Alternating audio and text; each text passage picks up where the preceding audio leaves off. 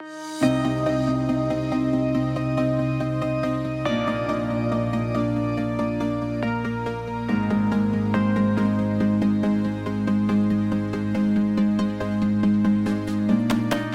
this is your host, Renata Ortega. Welcome to today's episode of the Cycle Breaker and Changemaker podcast. This podcast is all about how to break free from negative generational cycles in order to create meaningful, lasting changes. For helpful tools and answers to your most pressing questions, be sure to follow me on Instagram and Facebook at Cycle Breaker Changemaker. I look forward to helping you on your cycle breaking and change-making journey. I promise you will find nothing more rewarding than this.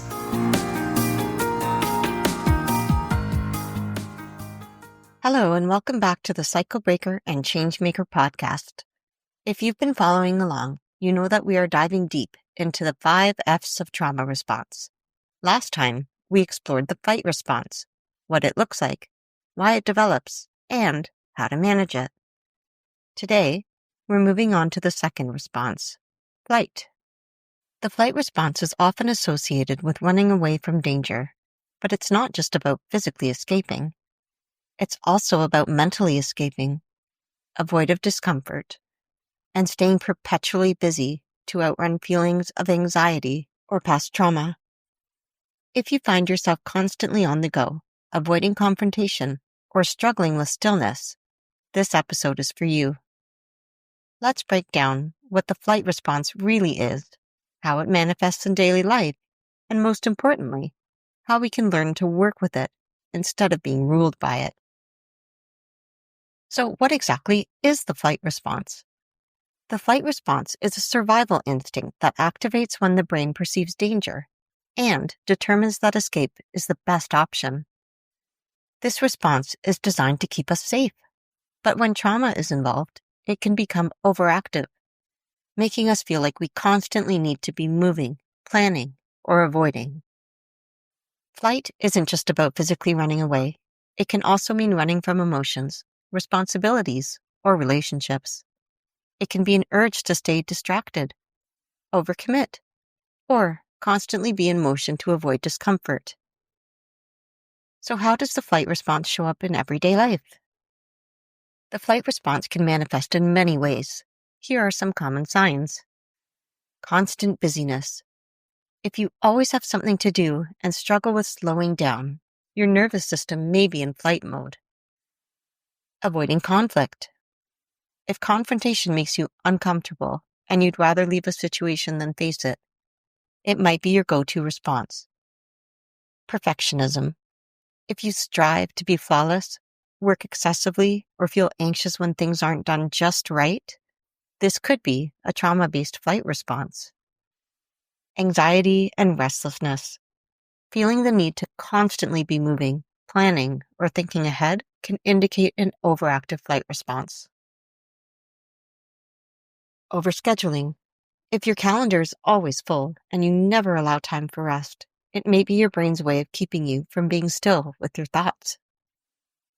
While these behaviors can be productive in some situations, they can also be exhausting and prevent you from fully engaging with yourself and others.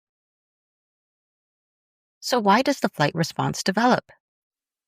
The flight response often originates in early life experiences where avoidance was necessary for survival. If you grew up in an unpredictable or high-stress environment, keeping busy or staying ahead of problems may be your way of staying safe. For example, a child in a chaotic household may have learned that keeping their head down and staying occupied helped them avoid conflict. As adults, this response may continue, even when the original danger is no longer present. So how can we manage the flight response? Healing from a dominant flight response doesn't mean stopping all movement.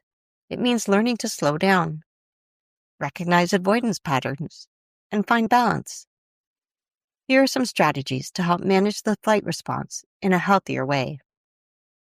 Step 1. Awareness. The first step is recognizing when you're in flight mode. Pay attention to times when you feel this urge to keep moving, work excessively, or avoid difficult emotions.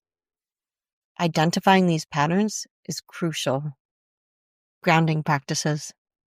Since flight is an escape response, grounding techniques can help you reconnect with the present moment. Practices like deep breathing, mindfulness, and body awareness exercises can help you slow down your nervous system. Step 3. Challenge the need for constant motion. Ask yourself, what happens when I slow down? What am I afraid of feeling?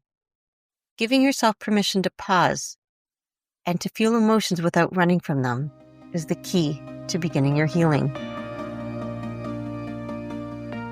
Here's my experience with the flight response. For a long time, I thrived on productivity, avoided conflict at all costs, and always had a new goal or project to work on. It is who I was, or so I thought. What I didn't realize was that I was in a constant state of flight, running from emotions I didn't want to face. When I finally slowed down, it was incredibly uncomfortable. I had to sit with feelings I had spent years avoiding. But over time, I learned that being still didn't mean being unsafe. It meant giving myself the space to heal.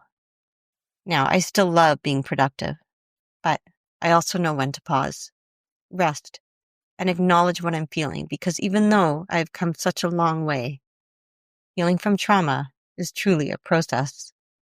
If today's episode resonated with you, I want you to know that you are not alone. The flight response is a deeply ingrained survival mechanism, but with awareness and intentional steps, it can be managed in a way that supports your well-being instead of exhausting you.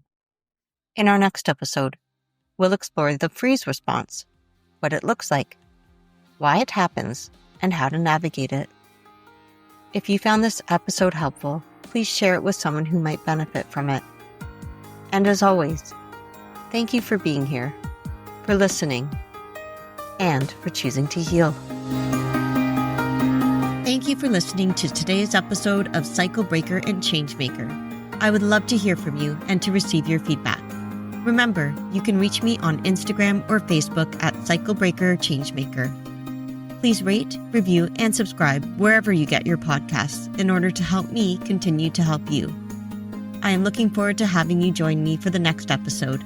Until then, please take care.